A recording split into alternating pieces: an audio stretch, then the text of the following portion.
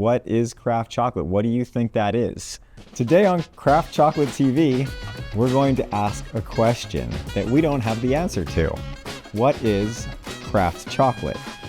And this is something that our industry has been talking about for years and years, and there is no definition yet.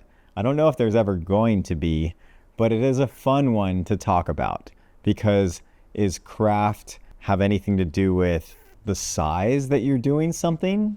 Is it the quality of the beans?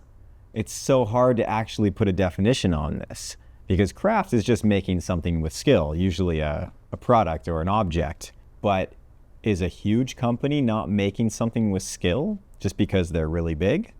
This is something that I'd like to leave to the audience. What is craft chocolate? What do you think that is?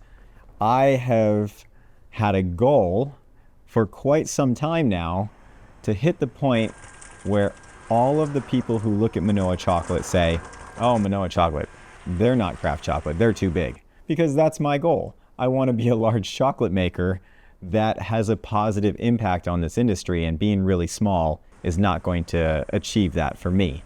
This is just my own personal goal, but I'm never going to sacrifice quality. Why can't I make really, really good chocolate at the biggest scale, or at least a really large scale? Is it 100 tons you're no longer craft, or 1,000 or 10,000?